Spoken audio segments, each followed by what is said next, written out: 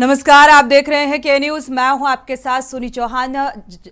जनहित में आपका स्वागत है। जनहित में आज जो मुद्दा है वो जातिगत जनगणना को लेकर जिस तरीके से कांग्रेस सांसद राहुल गांधी ने कहा है और इसको सबके लिए न्याय बताया है, क्योंकि जो तर्क निकलकर सामने आ रहा है, आर्थिक, सामाजिक और शिक्षा की वास्तविकता का पता चलना और इसके आधार पर योजनाओं को लाना, विकास को निहित करना, ये तर्क दिया जा रहा है राजनीतिक पार्टियों की तरफ से।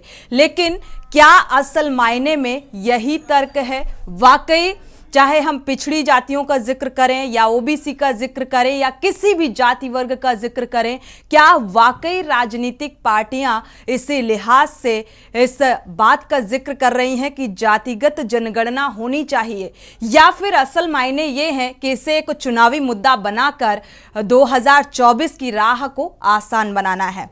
अगले साल होने वाले लोकसभा चुनाव से पहले कांग्रेस ने ऐतिहासिक फैसला लिया है। कांग्रेस वर्किंग कमेटी में जातीय जनगणना को लेकर सर्वसम्मति बनी है। वर्किंग कमेटी की बैठक के बाद राहुल गांधी ने साफ कर दिया है कि कांग्रेस शासित राज्यों में जातीय जनगणना कराई जाएगी। राहुल गांधी ने यह भी कहा है कि अब देश जातीय जनगणना चाहता है। वर्किंग कमेटी में 4 घंटे तक जातीय जनगणना के मुद्दे को लेकर चर्चा हुई। राहुल गांधी ने उम्मीद जताई है कि इंडिया गठबंधन के सहयोगी दल इस पर सहमति जताएंगे, सहमत हो जाएंगे। राहुल गांधी ने यह भी कहा कि हम जो वादा करते हैं उसे निभाते हैं। उन्होंने ये इस बात का भी जिक्र किया प्रेस कॉन्फ्रेंस के दौरान कि बीजेपी पर भी जातीय जनगणना के लिए दबाव बनाएंगे, क्योंकि देश जातिगत जनगणना चाहता है। और इसके साथ ही उन्होंने कहा कि जातिगत जनगणना के बाद आर्थिक सर्वे भी कराए जाएंगे। आपको बता दें कि 13 करोड़ से अधिक की आबादी वाले बिहार ने राज्य में जातिगत आधारित जनगणना की रिपोर्ट जारी की थी, जिसे 2 अक्टूबर के खास दिन मुख्यमंत्री नीतीश सरकार ने इसे जारी किया। और इसके बाद से ही देश में जातिगत जनगणना को लेकर राजनीति तेज हो गई। और इसी सिलसिले को लेकर सीडब्ल्यूसी की बैठक के बाद कांग्रेस ने ये प्रेस कॉन्फ्रेंस की और प्रेस कॉन्फ्रेंस के बाद उन्होंने इस बात का जिक्र किया कि जातिगत जनगणना होनी चाहिए। और उन्होंने बीजेपी पर दबाव बनाने की भी कोशिश की और साथ ही कहा कि बीजेपी इस पर क्योंकि बीजेपी अभी हाल ही में प्रधानमंत्री नरेंद्र मोदी ने भी इस बात का जिक्र किया था जातिगत जनगणना को लेकर कि विपक्ष इसलिए कराना चाहता है क्योंकि डिवाइडेशन की राजनीति, इस तरीके की बयानबाजी निकलकर सामने आई थी। और हालांकि आज प्रेस कॉन्फ्रेंस के दौरान राहुल गांधी से ये सवाल भी मीडिया कर्मियों ने पूछा, तो उन्होंने कहा हम न्याय चाहते हैं, सभी को न्याय मिले, इस लिहाज से इस बात का समर्थन कर रहे हैं कि जातीय जनगणना होनी चाहिए। लोकसभा चुनाव 2024 से पहले कांग्रेस पार्टी ने मोदी सरकार के सामने जातीय जनगणना का कार्ड फेंका है। और सोमवार को यानी कि आज सीडब्ल्यूसी की मीटिंग के बाद मीडिया से बातचीत में कांग्रेस पार्टी के पूर्व अध्यक्ष राहुल गांधी ने कहा है कि कांग्रेस पार्टी द्वारा शासित राज्यों में जातीय जनगणना होगी। उन्होंने इस बात का भी जिक्र किया कि सीडब्ल्यूसी में इस बारे में सर्वसम्मति से फैसला होगा। और राहुल गांधी ने कहा कि सीडब्ल्यूसी ने एकजुट होकर देश में जनजातीय जनगणना करवाने के समर्थन में फैसला लिया है। इस बात का भी जिक्र कि प्रोग्रेसिव स्टेप है ये, हमारे मुख्यमंत्री भी इस बारे में विचार कर रहे हैं और एक्शन ले रहे हैं। तो जाहिर सी बात है, बिहार के बाद जातीय जनगणना के जो आंकड़े बिहार में पेश किए गए, इसके बाद अब जोर शोर से जातीय जनगणना की मांग तेज होने लगी है। एक बार आपको सुनाते हैं कि राहुल गांधी ने प्रेस कॉन्फ्रेंस के दौरान क्या कुछ कहा। क्या इंडिया अलायंस भी कास्ट सेंसस को सपोर्ट करेगी? तो मैंने कहा कि देखिए, कांग्रेस प्रेसिडेंट ने हमारी जो सबसे बड़ी डिसीजन मेकिंग बॉडी है उसमें निर्णय लिया है कि हम कास्ट सेंसस को इंप्लीमेंट करेंगे। सिर्फ ये नहीं, मगर ये भी डिसीजन लिया है कि हम बीजेपी पर दबाव डालेंगे और उनसे करवाएंगे। अगर उन्होंने नहीं किया तो फिर उन्हें परे हो जाना चाहिए, क्योंकि देश कास्ट सेंसस चाहता है। अब जहां तक इंडिया अलायंस की बात है, मैं जानता हूं कि काफी पार्टी इंडिया अलायंस में इस निर्णय का समर्थन करेंगी। 1-2 पार्टी हो सकती हैं जिनकी राय थोड़ी अलग हो। हमारे लिए कोई प्रॉब्लम नहीं है क्योंकि हम कोई फैशिस्ट सिस्टम नहीं है, मगर ज़्यादा से ज़्यादा पार्टियां इस डिसीजन को पूरी तरीके से सपोर्ट कर। हमारी सिंपल सी बात है, हम सब ने निर्णय ले लिया है कि हिंदुस्तान के भविष्य के लिए कास्ट सेंसस जरूरी है। एक कास्ट सेंसस के बाद एक नया डेवलपमेंट का पैराडाइम खुलेगा और हमने निर्णय ले लिया कि हम ये काम करेंगे। तो ये मैं आपको आज बता रहा हूं कि कांग्रेस पार्टी इस काम को पूरा करके ही छोड़ेगी। और याद रखिए, जब हम वायदा करते हैं हम उस वायदे को तोड़ते नहीं हैं। कास्ट और धर्म की बात नहीं है, ये गरीबी की बात है। हिंदुस्तान के ओबीसी, हिंदुस्तान के दलित, हिंदुस्तान के आदिवासी और हिंदुस्तान के गरीब लोग, इनके लिए यह काम किया जा रहा है। आज क्या हो रहा है, दो हिंदुस्तान बन रहे हैं, एक अदानी जी वाला और दूसरा सबका। कास्ट सेंसस साफ दिखा देगा कि हिंदुस्तान में लोग कितने हैं, कौन है, और हम वहां नहीं रुकेंगे। उसके बाद इकोनॉमिक सर्वे होगा तो हमें यह भी पता लग जाएगा कि कितने लोग हैं, धन किसके हाथ में है, धन कहां है, एसेट्स किसके हाथ में है। और फिर जैसे मैंने कहा, जो एक्सरे हमें, और मैं कहता हूं शायद इसमें मेरी भी गलती है, जो हमने पहले नहीं किया उसको अब हम पूरा करके दिखा देंगे।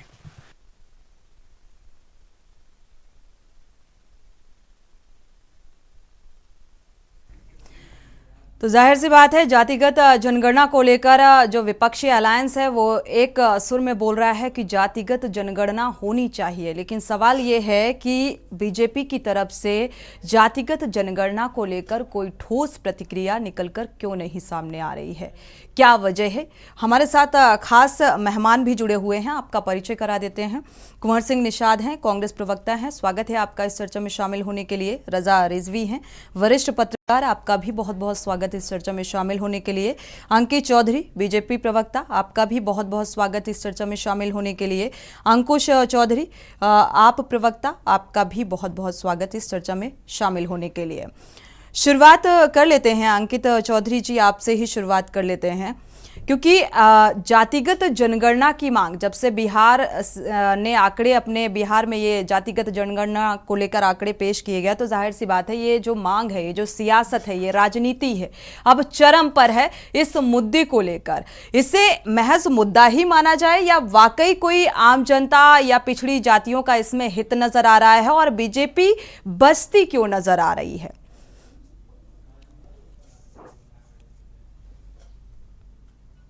अंकित जी, अनम्यूट करिएगा।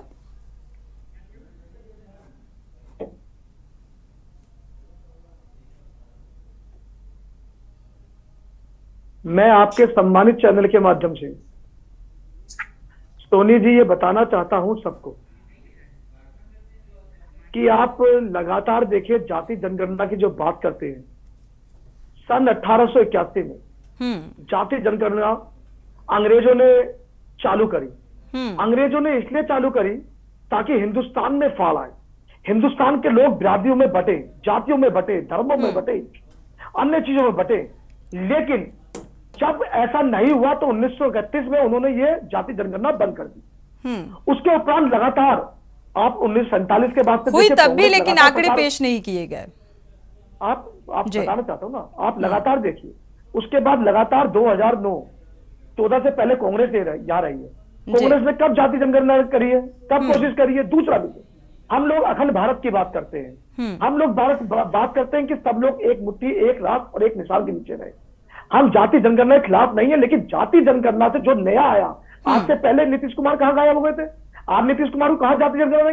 आज केवल वोटों को, और किस तरह जातियों में हिंदू बटे, किस तरह इन्हें फायदा हो, किस तरह ये लोग जातियों में ओबीसी ये तय करते हैं, जिसकी जितनी जिम्मेदारी उसकी इतनी हिस्सेदारी।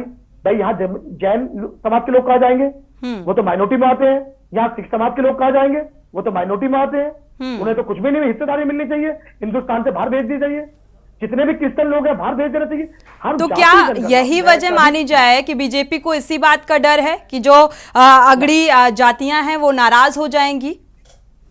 जो परंपरागत बीजेपी का वोट बैंक है वो बिखर सकता है, इस बात का डर है बीजेपी को? नहीं सोनी जी, बिल्कुल डर नहीं जी। हम लोग 24 आवर्स लोगों के, और हमारा प्रत्येक कार्यकर्ता, मैं भी भारतीय जनता पार्टी का कार्यकर्ता हूं, हम सब लोग परमानेंट लोगों के बीच में रहते हैं। हमें बिल्कुल डर नहीं है। आप 2014 से आज 2023 है, आप लगातार देखिए ओबीसी का सबसे ज्यादा वोट अगर किसी पार्टी को मिला है तो भारतीय जनता पार्टी है। आप अनुसूचित जाति का देखिए, अनुसूचित जाति का केवल कई क्षेत्रों के अलावा सबसे ज्यादा वोट किसी को मिला है तो वो भारतीय जनता पार्टी है। आप इसके अलावा अन्य बिरादरियों को वोट लीजिए, चाहे उसमें अन्य समाज हो, सबसे ज्यादा भारतीय जनता पार्टी है। हमें डर ये नहीं है, हमें डर है, हम डरते हैं बिल्कुल इस चीज से। हम अखंड भारत को तोड़ने की, जो लोग तोड़ने की कोशिश करते हैं उस बात से डरते हैं। हम चाहते हैं हिंदुस्तान में रहने वाला प्रत्येक व्यक्ति हिंदुस्तानी हो, हिंदुस्तान का रहने वाला प्रत्येक भारतीय भारत का व्यक्ति कहलाए। लेकिन आज की जो राजनीति चल रही है, हम कहते हैं आरक्षण हो, आरक्षण के खिलाफ हम भी नहीं। जो भी दबला कुचला जिसे जरूरत हो, तो सबसे मेन चीज पढ़ाई के आधार पर, एजुकेशन के आधार पर आरक्षण हो, हम खिलाफ नहीं है।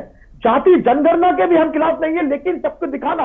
आप 2011 में जब जाति जनगणना हुई थी, होने की मांग कही गई थी, उसके बाद बैकफुट पे हो गए थे। हम कहते हैं, आज राहुल गांधी जी चिल्ला के कह रहे हैं कि हम जाति जनगणना के पक्ष में हैं, हम बीजेपी को इसमें लाएंगे। आप कहां थे भाई? 2014 से पहले किसकी लगातार सरकार थी? लगातार 10 साल मनमोहन सिंह प्रधानमंत्री रहे। आप क्यों नहीं लाए? क्योंकि डरते थे ये लोग। लेकिन आज इन्हें मुद्दा मिला, इनके पास कोई मुद्दा नहीं है। आज ये पूरे हिंदुओं को तोड़ने का काम कर रहे हैं, आज जातियों में बांटने काम कर रहे हैं। लेकिन हिंदुस्तान के, क्योंकि मैं भी ओबीसी वर्ग से आता हूं, मैं भी पश्चिमी उत्तर प्रदेश की जाट, जो हम ओबीसी में आते हैं, मैं भी उसी वर्ग से आता हूं। और ऐसे और भी लोग, चाहे वो कश्यप हो, चाहे वो सैनी हो, चाहे अन्य ओबीसी विभाग, ओबीसी कास्ट से आने वाले लोग हो, चाहे अनुसूचित जाति से आने वाले लोग हो, हम सब लोग हिंदू हैं। हम कास्ट में किसी आधार पर नहीं बटेंगे, हम सब लोग यूनाइट हैं और हम अखंड भारत को आगे ले जाने के लिए। हमारे साथ कांग्रेस प्रवक्ता भी कुंवर सिंह जी भी जुड़े हुए हैं, प्रतिक्रिया ले लेते हैं। आप कुंवर जी सुन रहे हैं, ये कहना है बीजेपी का, बीजेपी प्रवक्ता हमारे साथ जुड़े हुए हैं, बीजेपी का ये मानना है कि ये तोड़ने की राजनीति है। हालांकि प्रधानमंत्री पहले भी अपने भाषण में इस बात का जिक्र कर चुके हैं कि जातिगत जनगणना जो है वो विपक्षी अलायंस इसलिए चाहता है क्योंकि डिवाइडेशन की राजनीति कर रहा है। मंशा क्या है? देखिए, मंशा तो एकदम स्पष्ट कि इस देश में जो दलित, पिछड़ा, कमजोर तबका है, उसको सामाजिक, शैक्षिक और आर्थिक रूप से उसकी जानकारी करके उसकी आबादी के अनुपात में उसको लाभ दिया जाए। इस देश में जो सरकारें योजनाएं चलाती हैं, उनका लाभ कितना उन जातियों तक पहुंचता है, इसका पता पड़ना चाहिए। और राहुल गांधी जी बहुत मुखर रूप से इस बात को कह रहे हैं। राहुल गांधी जी ने आज से नहीं, पिछले एक लंबे समय से राहुल गांधी तो ये मुखरता तो बहुत पहले थोड़ा सा मुखर हो जाना चाहिए था। अगर आपको ये लग रहा था कि सामाजिक तौर पर, आर्थिक तौर पर, शिक्षा के तौर पर, शिक्षित होने के आधार पर वास्तविकता सामने आनी चाहिए हर एक वर्ग की, तो इसकी पहल बहुत पहले कर देनी चाहिए थी। ठीक चुनाव से पहले क्यों? क्या इसे 2024 के लिहाज से जोड़कर देखा जाए? मुद्दा बनाने की कोशिश की जा रही है विपक्षी अलायंस की तरफ से। जी, बड़े मन के साथ आज राहुल गांधी जी ने कहा कि ये हमसे चूक हुई है, ये हमसे भूल। वो 2011 में जातिगत जनगणना हुई थी, लेकिन उसके आंकड़े हम सार्वजनिक नहीं कर पाए। 2011 या 2010 में? 2011 जी, 2011 में आंकड़े सार्वजनिक नहीं कर पाए, लेकिन उस काम को अब हम निश्चित रूप से करेंगे। और एक मुख्य बिंदु मैं आपको इंगित कराना चाहता हूं, जातिगत जनगणना इस देश में इसलिए जरूरी है क्योंकि बिहार सरकार ने अभी जो जातिगत आंकड़े दिए, तो वहां पर जो रिजल्ट जो सामने आया, वहां 3% ब्राह्मण आबादी थी और लगभग 10.5% बिल्कुल आंकड़े हैं मेरे पास जी आबादी थी। तो ये जो आंकड़े के आधार पर ये जो आबादी है, तो मैं पूछना चाहूंगा भारतीय जनता पार्टी के प्रवक्ता महोदय से, क्या ये जो निषाद, कश्यप, माझी लोग हैं, क्या ये अखंड भारत का हिस्सा नहीं है? क्या ये हिंदू नहीं है? क्या वहां का जो ब्राह्मण वर्ग है और वहां का जो निषाद, कश्यप वर्ग है, दोनों की आबादी में 3 गुने का अंतर क्या दोनों के डीएम बराबर हैं, दोनों के एसएसपी बराबर हैं, दोनों के एसडीएम, बाबू चपरासी, कितने अधिकारी बराबर हैं?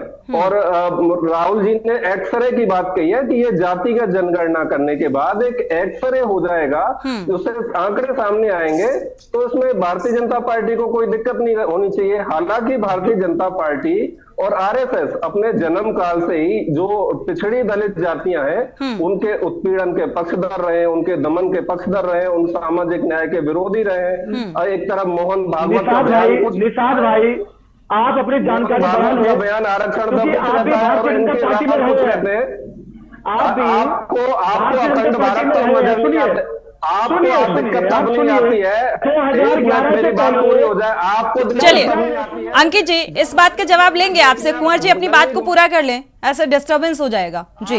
रमेश बिदूड़ी जब संसद में खड़े होकर धमकी देता है, आपको शर्म आई थी क्या? भूषण शरण सिंह बलात्कार करता है बेटियों के साथ में, क्योंकि मैं आपको बताना चाहता हूँ निषाद भाई, गुंडागर्दी करते हैं तो भारत नहीं टूटता। ठीक है अंकित जी ये अलग मुद्दा है, ये अलग मुद्दा है। ऐसे अगर इस मुद्दे पर आप आएंगे तो फिर कानून व्यवस्था को लेकर ही सवाल खड़े हो रहे हैं। मौजूदा वक्त में सरकार आपकी है, तो मुझे लगता है इस मुद्दे को ना लाकर हम जातिगत जनगणना पर बने रहें तो अच्छा रहेगा, डिबेट मुद्दे पर रहें तो बेहतर रहेगा। एक दर्शक हैं इसी बीच, आप इस बात का जवाब दीजिएगा जो कुंवर जी कह रहे हैं।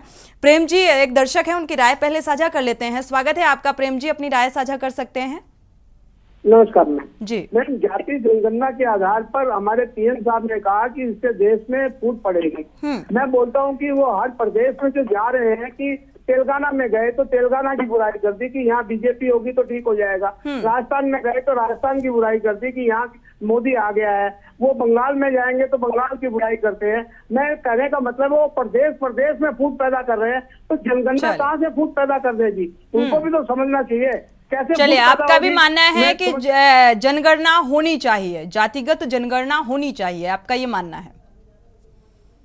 ठीक है, शुक्रिया हमारे साथ जुड़ने के लिए और राय साझा करने के लिए। जी कुंवर जी, आपकी बात पूरी हो चुकी है। कुछ मुद्दे रह गए थे। इस देश में प्रधानमंत्री जी के पास पूरा समय है, भारतीय जनता पार्टी के पास पूरा समय है कि इस देश में गिना जाए कि उनको कितनी गालियां दी गई, लेकिन जाति गिनने का समय नहीं है। भारत की सरकार को यह गिनने का पूरा समय है कि इस देश में 3,25,000 गधे हैं, 10,87,000 भैंस हैं, 6,25,000 घोड़े हैं और 60,000 गिद्ध हैं। लेकिन यह गिनने का समय नहीं है कि इस देश के अंदर दलित पिछड़ी जातियां कितनी है, जिससे कि उनकी गिनती के बाद, यानी कि ये जब गिनती होगी का एक्सरे हो जाएगा भारत का, और इनको सामाजिक न्याय, सामाजिक, आर्थिक, शैक्षिक रूप से इनको जो भागीदारी मिलनी चाहिए, चलिए इस बात का जवाब ले लेते हैं। भारतीय जनता पार्टी को दिक्कत है। ठीक है, इस बात का जवाब ले लेते हैं अंकित जी से। अंकित जी भाई, डर किस बात का? 9 साल बाद भी क्यों हिचक रही है केंद्र सरकार जातिगत जनगणना को लेकर? भागीदारी का जिक्र हो रहा है और मुझे लगता है भागीदारी तो तय करनी होगी हर वर्ग की, फिर दिक्कत क्यों, डर क्यों? हम भागीदारी से कब भगते हैं और कहां हमने भागीदारी तय नहीं करी? मंत्रिमंडल से लेके अधिकारी की नियुक्ति तक सब जगह तय है सोनी जी, पहली चीज। दूसरा, क्योंकि कांग्रेस पार्टी लगातार आज से पहले लगातार कांग्रेस के साथ हाथ, मतलब अंग्रेजों के साथ हाथ मिलाती हुई आई है, क्योंकि 1881 में अंग्रेजों ने भी सेम यही काम करा, भारत में हिंदुओं को जातियों में तोड़ा और राज करा। सेम कांग्रेस भी ये करना चाहती है, लेकिन अब वो भारत नहीं है, वो भारत के लोग भारत जैसे नहीं है। अब वे लोग समझ चुके हैं, आज जिस भारत को पूरा विश्व निहार रहा है, जिस भारत पे पूरा विश्व नरेंद्र मोदी जी की प्रशंसा कर रहा है, आज भारत का प्रत्येक व्यक्ति अपना सर गौरव के साथ ऊपर करके कहता है कि मैं भारतीय हूं।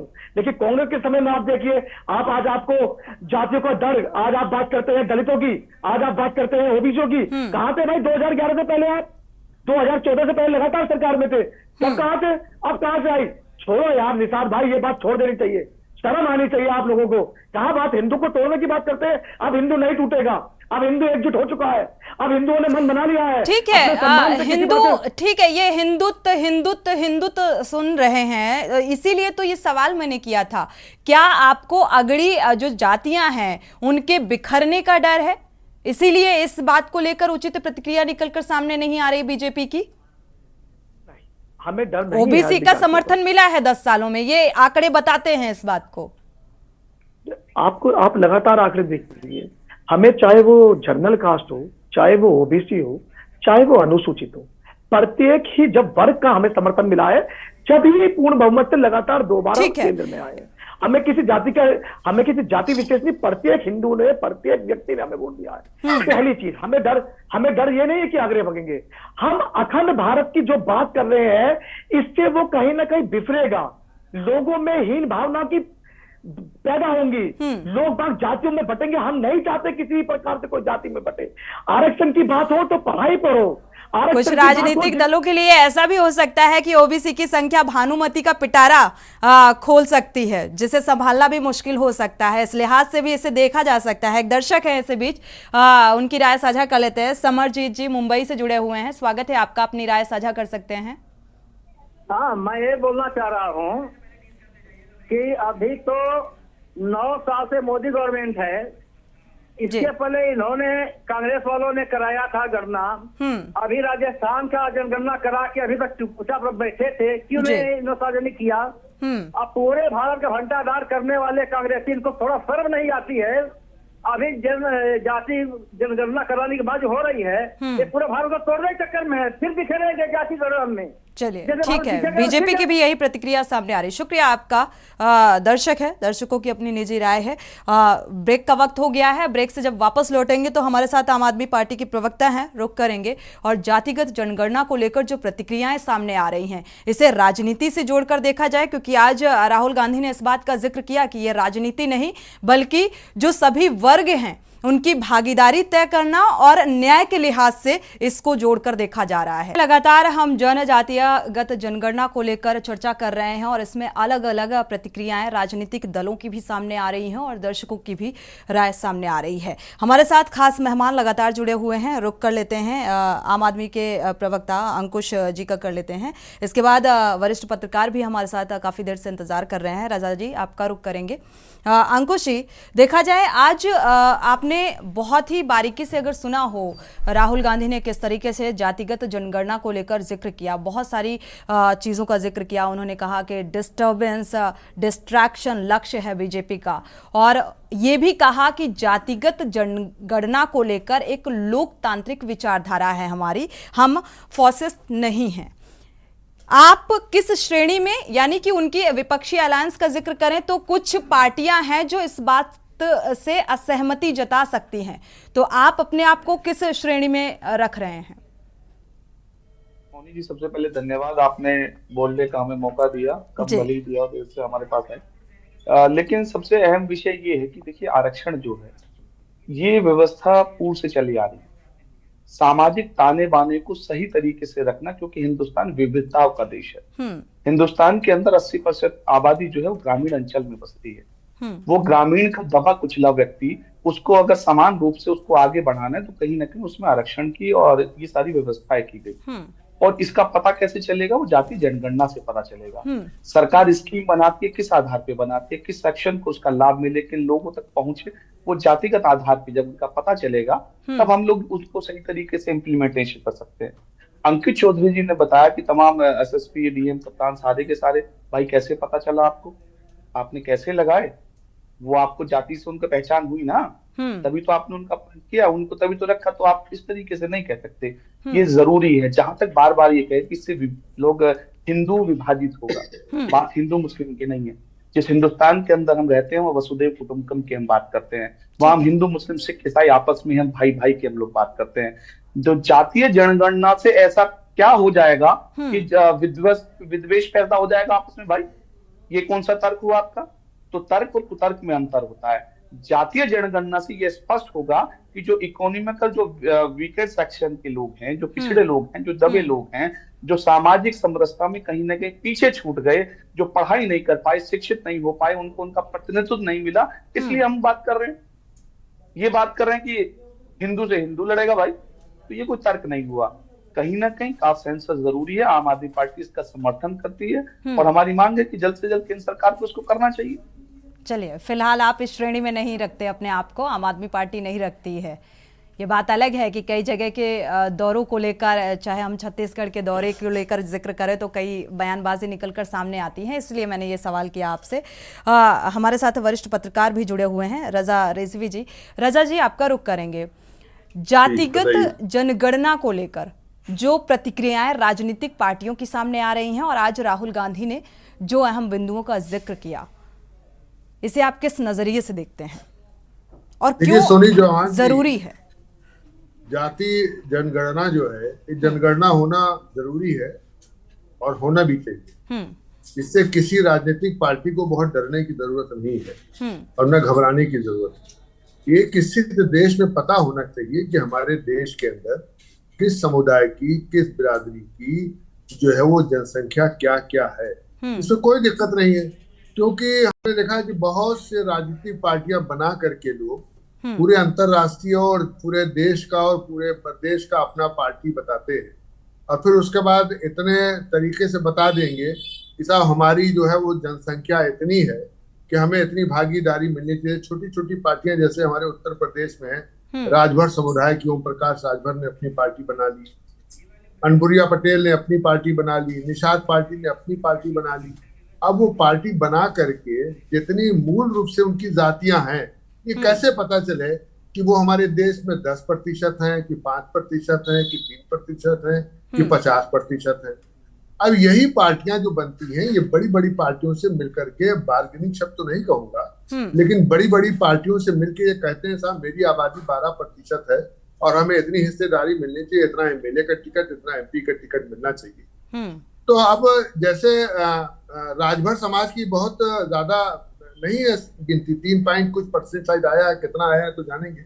निषाद की भी जो है पूरे उत्तर प्रदेश में बहुत ज्यादा परसेंटेज नहीं है और यही हाल पटेल समुदाय का। लेकिन वो जब पार्टी बना लेते हैं और पार्टी बनाने के बाद समाज में आते हैं तो समाज में बताते हैं कि नहीं साहब हमारा जो है वो आजमगढ़। अगर रजा जी इंटरप्ट कर रही हूँ, सॉरी फॉर दैट, अगर जातिगत जनगणना होती है और उसी आधार पर आरक्षण की और दूसरी चीजों की मांग उठने लगी तो, या संख्या के आधार पर प्रेशर पॉलिटिक्स का काम करने लगी तो?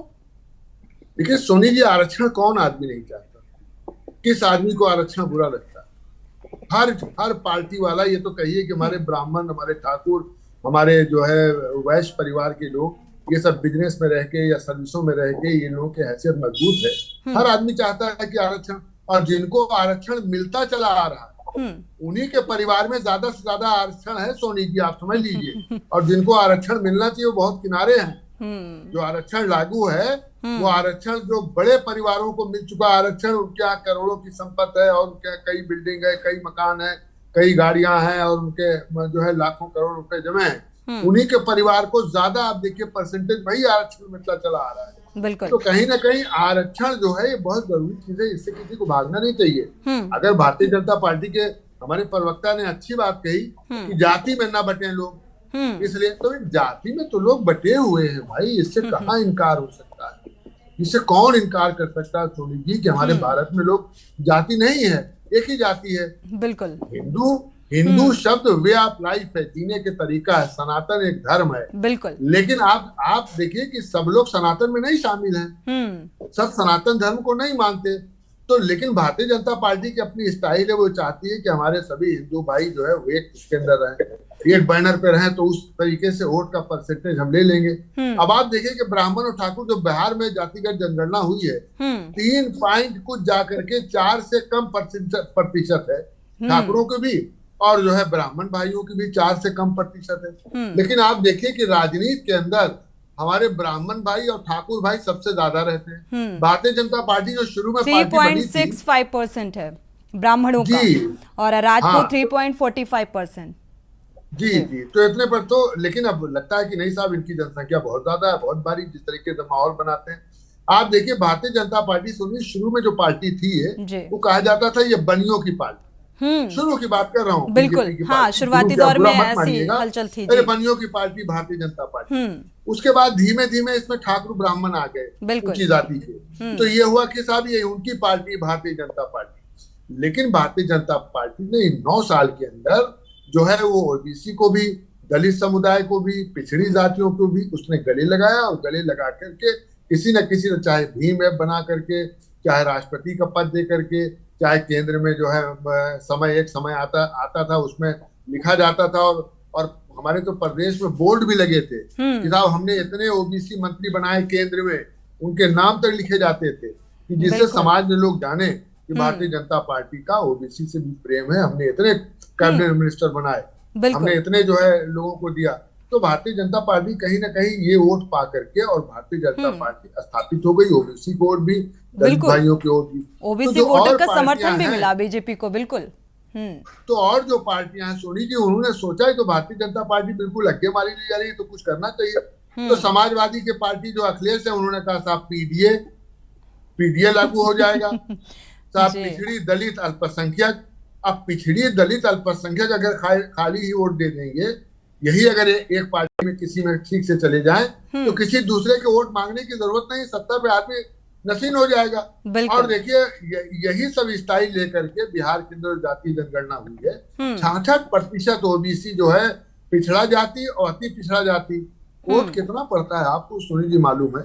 कहीं वोट 30% पड़ता है, कहीं 40% पड़ता है, कहीं 50% पड़ता है, कहीं 60% पड़ता है, कहीं 64% पड़ता है। 100% वोट तो कहीं नहीं पड़ता ना, 100% नहीं पड़ता।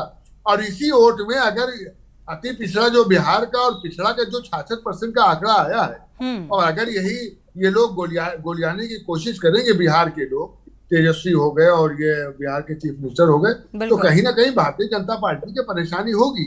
लेकिन भारतीय जनता पार्टी बड़ी समझदारी से कहती है और कि साहब पिछड़ी जात के वोटर तो हमारे ही वोटर हैं, बिल्कुल। हालांकि कोशिश कांग्रेस की भी वही है, कोशिश जो है पिछड़ी जातियों को साधने की कोशिश कांग्रेस की भी नजर आ रही है, जिस तरीके से तो वो कह रहे हैं, राहुल जी कह रहे हैं जिसकी जितनी हिस्सेदारी उतनी भागीदारी, बिल्कुल। उसकी भागीदारी। आपकी बात से इत्तेफाक रखते हैं। दर्शक जुड़े हुए हैं, राय साझा कर लेते हैं रजा जी, इसके बाद वापस से आपका रुख करेंगे। हमारे साथ आरिश कानपुर से जुड़े हुए हैं एक दर्शक, स्वागत है आपका, अपनी राय साझा कर सकते हैं जी। अरे हम ये कह रहे हैं कि मोदी जी ने एक बात कही थी, पसमानदा मुस्लिम की जो जाति है उनको बराबरी का दर्जा नहीं मिला, उन्हें 10 साल बाद याद आया। और तो किस मुसलमान को मुसलमान ने बराबरी का दर्जा नहीं दिया? ये तो इस बात का मतलब मुझे बात समझ में नहीं आई कि मुसलमानों में मस्जिद में जब जाते हैं तो वहाँ तो सब एक साथ खड़े होते हैं।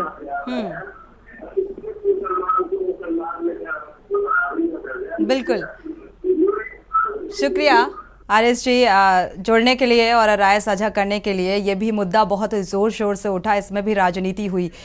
गिरीश शुक्ला दर्शक जुड़े हुए हैं, स्वागत है आपका, अपनी राय साझा कर सकते हैं गिरीश जी। नेताओं से हमारा आग्रह है कि सबसे पहले वो जितनी दौलत लूटे हैं हिंदुस्तान के अंदर, वह अपने समाज, गांव और सब अपने परिवार में बराबर बांट के दिखाएं, और इसके बाद वो दूसरों से मांगने या कुछ कहने की हिम्मत रखें। बेकार की बातें करने से कोई फायदा नहीं कि सबको बराबर मिलना चाहिए, सबको ये होना चाहिए। दे दिया आपने गिरीश जी। ये जो देश की सरकार से हमारा अनुरोध है कि देश में जमीन खत्म हो रही है, पानी खत्म हो रहा है, आदमी की कीमत कुत्ते और बैल गायों से कम हो रही है। तुरंत जनसंख्या नियंत्रण के लिए परिवार कल्याण कार्यक्रम इस देश में भारी मात्रा में चलाएं, जैसे एक बार पहले चला था। अगर नहीं चलाएंगे तो देश नष्ट हो जाएगा। इस देश को ये यादव या पंडित या ठाकुर नहीं बचा पाएंगे। ये देश पूर्ण रूप से नष्ट होने की जातियों को बांटने की कोशिश नहीं करनी चाहिए। शुक्रिया आपका हमारे साथ जुड़ने के लिए और ये राय साझा करने के लिए। अंकित जी हमारे साथ लगातार जुड़े हुए हैं, बीजेपी प्रवक्ता। अंकित जी, आपका रुख करेंगे। आज राहुल गांधी ने जो कहा उसको देखते हुए आपने देखा, उन्होंने कहा डिस्ट्रैक्शन लक्ष्य है बीजेपी का, उन्होंने इस बात का जिक्र किया है, इसको लेकर आप क्या कहेंगे? देखो राहुल जी क्या कहते हैं, राहुल जी क्या करते हैं, ये तो कांग्रेस ही नहीं समझ पाती, देश के लोग तो क्या समझे।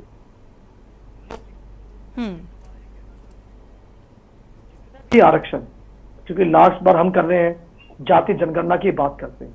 आप ये बताइए बिहार में जो नीतीश जी ने सर्वे करा वो सर्वे कितना ठीक है? लगातार वहां और लोगों ने भी बात करी है। ऐसे बहुत से ओबीसी, ऐसे बहुत से अनुसूचित लोग हैं बड़ी मात्रा में जो कह रहे हैं हमारे पास कोई आया ही नहीं। इन्होंने एक कमरे में बैठ के, क्योंकि आज से पहले लालू जी हो चाहे अब तेजस्वी जी हो, चाहे नीतीश जी हो, इन्हें जाति जनगणना की जरूरत नहीं थी। लेकिन जब इन्होंने देखा कि बीजेपी का जनाधार पूरे भारत में बहुत व्यापक स्तर पे बढ़ रहा है और सारी पार्टियां उससे घबराई हुई हैं, तो ये डरियाए कमरे में बन के आने में क्या इतनी जल्दी हुई जाति जनगणना की सीधी सूची लिस्ट कर दी। हम कहते हैं भाई सब लोगों से पूछ तो लेते, हम लोग जाति जनगणना, हम कहते हैं पता सरकार को सब रखना चाहिए, लेकिन समाज में अगर आप जाति जनगणना की ये बात करेंगे तो इस हिंदुस्तान में दोबारा फूट पड़ेगी। हम नहीं चाहते और सब लोग चाहते हैं, क्योंकि इन लोगों को देश से प्यार ही नहीं है, इन लोगों को केवल राजनीतिक प्यार है। आज के अरविंद केजरीवाल जी के प्रवक्ता भाई अंकुश बैठे हैं, मैं इनकी आप देखिए लगातार शराब नीति पे सब लोग जेल में है।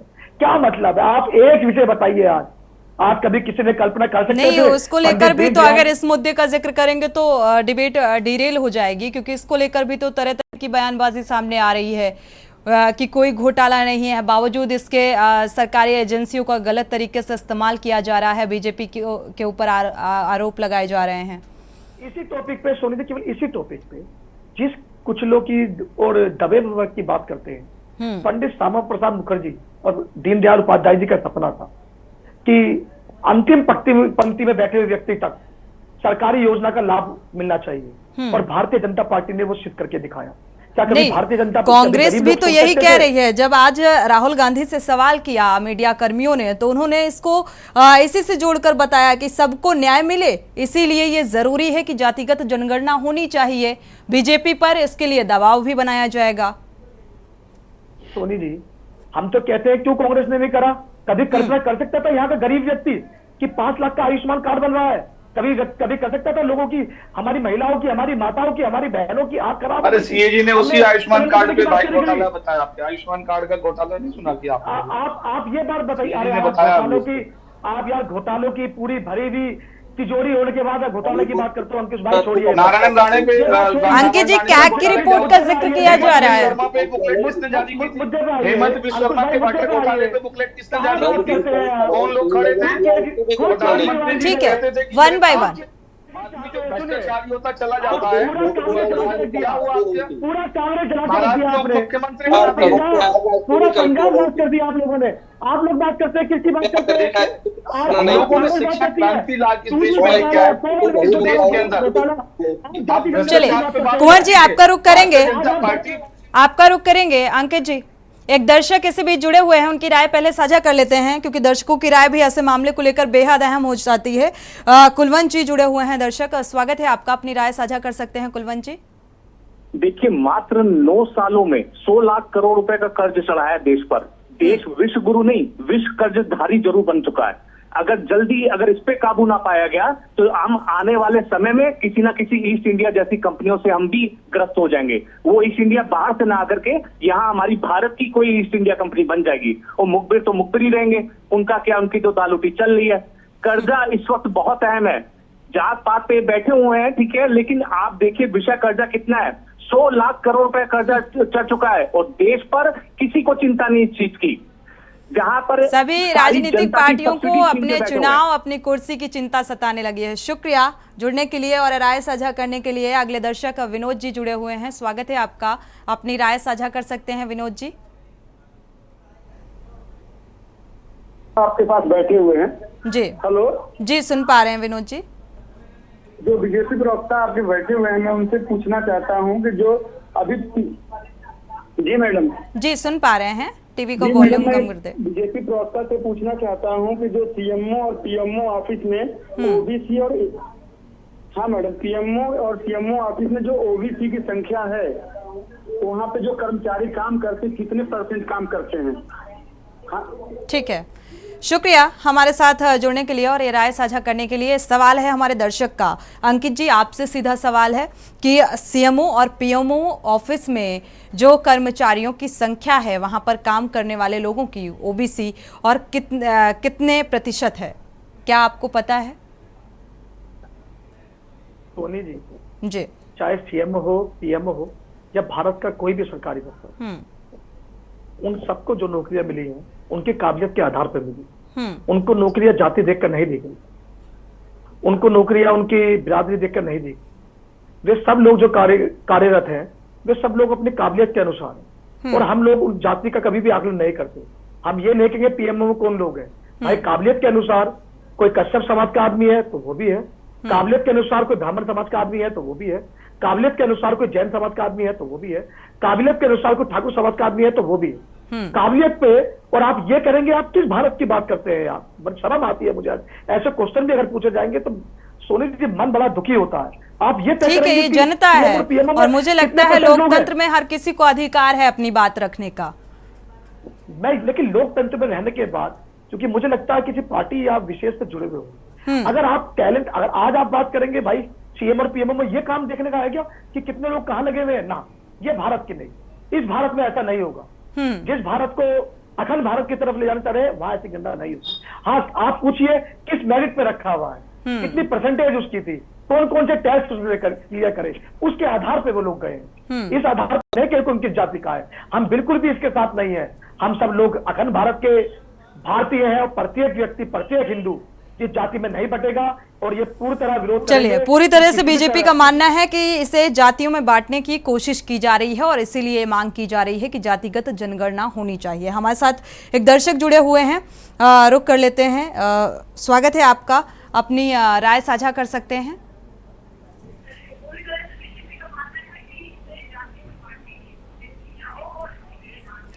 अवधेश जी। हेलो जी, छत्तीसगढ़ से अवधेश जी जुड़े हुए हैं, स्वागत है आपका, अपनी राय साझा कर सकते हैं अवधेश जी। बोलूं मैं? जी, मैं बोलना चाहता हूँ कि चुनाव के टाइम में अभी जाति जनगणना की क्या जरूरत है? शुक्रिया जुड़ने के लिए और राय साझा करने के लिए। कुंवर जी, ये दर्शक पूछ रहे हैं कि भाई जाति जनगणना की क्या जरूरत है ठीक चुनाव से पहले? क्यों आम जनता का न्याय सभी राजनीतिक पार्टियों को दिखने लगा है? और साथ ही जैसा कि आज राहुल गांधी ने कहा कि हो सकता है कि हमारे कुछ पार्टी के लोग भी इस बात से सहमत ना हो, तो सवाल ये भी उठता है कि क्या विपक्षी अलायंस में इस बात को लेकर अभी ठीक से विचार विमर्श नहीं हुआ है? इस बात की कोई फिक्र नहीं है कि हमारा कोई अलायंस पार्टनर इस मुद्दे पर हमारे साथ रहेगा या नहीं रहेगा। हम इस बात को लेके स्पष्ट हैं। राहुल जी ने बिल्कुल स्पष्ट कहा है कि हम जातिगत जनगणना कराएंगे, उनके आंकड़े सार्वजनिक करेंगे और जातियों के अनुपात में उनकी जो हिस्सेदारी है, यानी कि जितनी शैक्षिक, आर्थिक, सामाजिक स्तर पर उनको कितना उठाया जा सकता है, वो काम हम करेंगे। इसमें कोई दिक्कत नहीं है। अभी बीजेपी के प्रवक्ता महोदय कह रहे थे कि शर्म आनी चाहिए। हाँ भाई, शर्म आनी चाहिए। भारतीय, उनको शर्म आती है। उन्होंने ये भी कहा भाई शर्म आनी भी चाहिए, क्योंकि मोदी जी ने जो वादे किए थे वो पूरे नहीं कर पाए।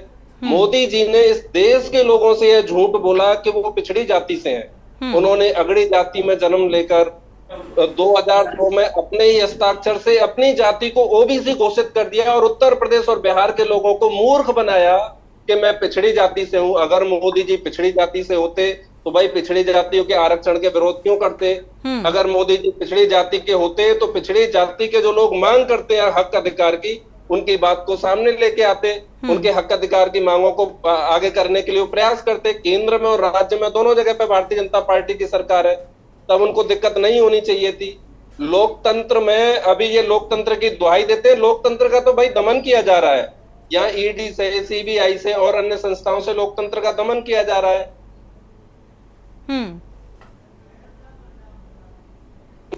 जातिगत जनगणना में किस जाति की कितनी आबादी सेंट्रल में और स्टेट में है, पीएमओ और सीएमओ ऑफिस में, इसमें इनको दिक्कत है कि भाई इनके आंकड़े नहीं आने चाहिए। वो प्रतिभा के आधार पर है। मोदी सरकार की ही रोहिणी आयोग की रिपोर्ट है, मेरी रिपोर्ट नहीं है। रोहिणी कमीशन को मोदी सरकार ने बनाया और रोहिणी कमीशन ने कहा कि इस देश में जितनी भी सरकारी नौकरियां लगती हैं जो साक्षात्कार के आधार पर, उसमें 97% नौकरियां पिछड़ी और दलित जातियों को नहीं मिल पाती हैं। यानी कि आप समझ रहे होंगे कि वो नौकरियां कहाँ चली जाती हैं, उनको कौन खा जाता है। तो भैया जी जो खाने वाले लोग हैं, इनके जो हिस्सेदारी जो खा रहे हैं, इनको इनका हिस्सा मिलने चाहिए और बराबर मिलना चाहिए। इसमें दिक्कत क्या है? और भारतीय जनता पार्टी हमेशा से आरक्षण, हक अधिकार और सामाजिक न्याय की विरोधी रही है। जिस समय मंडल कमीशन की सिफारिश लागू की जा रही थी, उस समय पर पूरे देश में अगर किसी ने हंगामा किया तो वो भारतीय जनता पार्टी थी।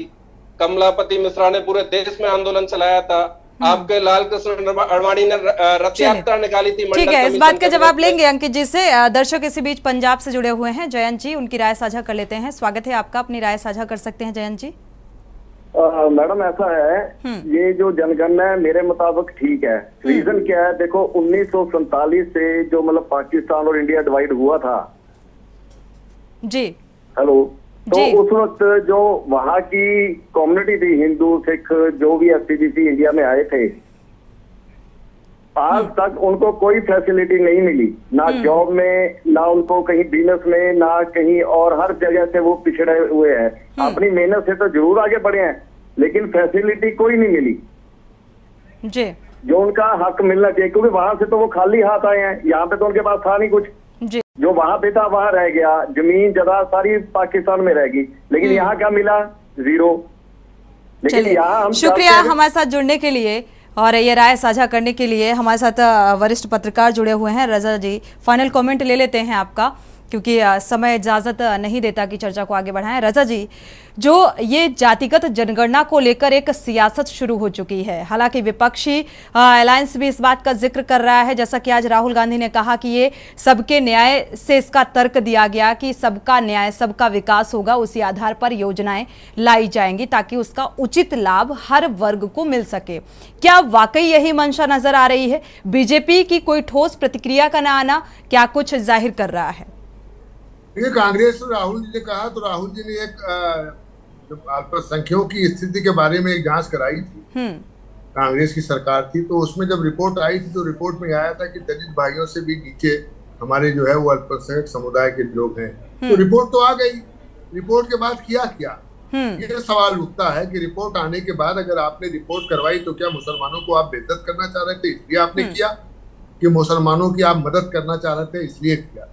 अब आप देखिए जो रिपोर्ट आई है, ऐसे कहा जा रहा है कि साहब पसमंदा अलग और ये अलग, तो मुसलमानों ने ये कहना शुरू कर दिया है और सोशल मीडिया पे आना शुरू हो गया है कि अगर जाति जनगणना होती है तो उस स्थान पर तुम लोग खाली इस्लाम लिखना जाती, कि जिससे क्लियर पता चल जाए कि मुसलमान कितने हैं।